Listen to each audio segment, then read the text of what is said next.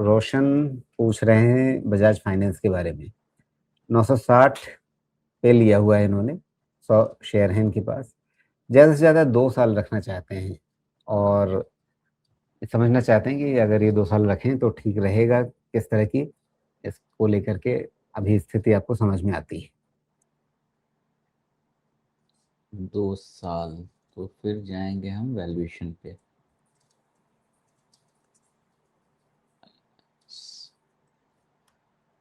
Five and half. भाई साहब यही तो प्रॉब्लम है, मुझे 3.5 के ऊपर का प्राइस टू बुक नहीं समझ में आता। देखिए जी, अभी थोड़ी देर पहले मैंने आपको बैंक से कंपैरिजन करके समझा है, ओके।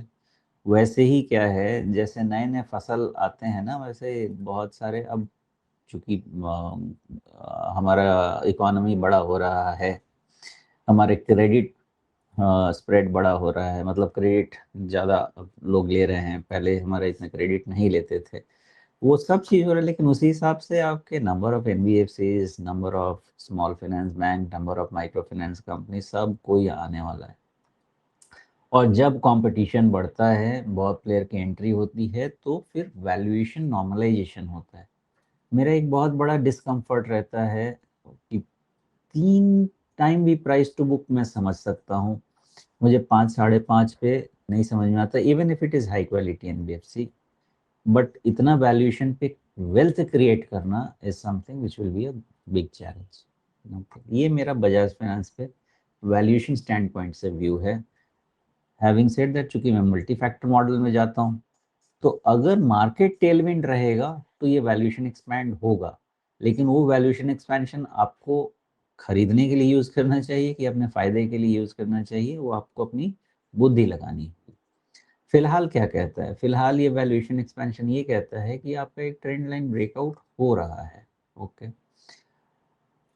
980 का क्लोज है, थ्रोबैक टुवर्ड्स 900 इज पॉसिबल।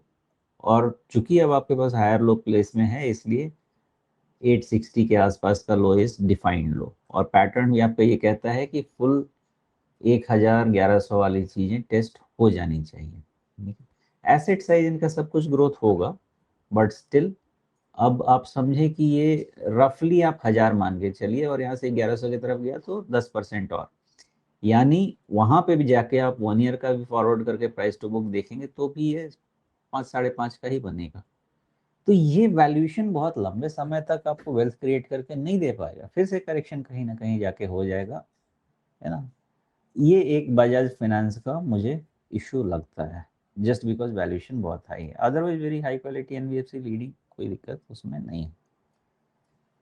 तो क्या इसका मतलब ये है कि ये खुद अपनी भी एनालिसिस करें साथ में और अपना एक दिमाग में टारगेट बना लें, जब वो लक्ष्य मिले तो फिर उस समय आराम से एग्जिट करने के बारे में सोच लें, क्योंकि मतलब ये नहीं है कि आप ले करके बैठे हुए हैं और अपना टाइम फ्रेम 2 साल का है तो हम 2 साल बाद ही रिव्यू करेंगे।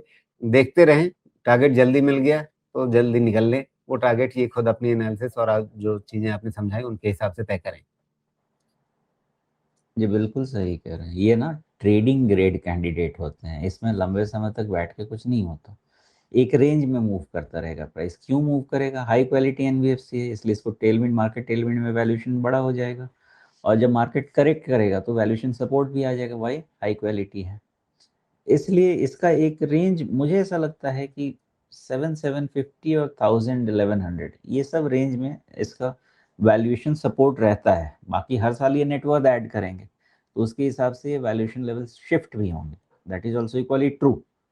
But my view point is, ये बहुत एक्सपेंसिव वैल्यूएशन पे चल रहा है, और ऐसी चीज़ों में आपको टैक्टिकल इन्वेस्टमेंट या ट्रेडिंग करके निकल जाना चाहिए then to leave for long time.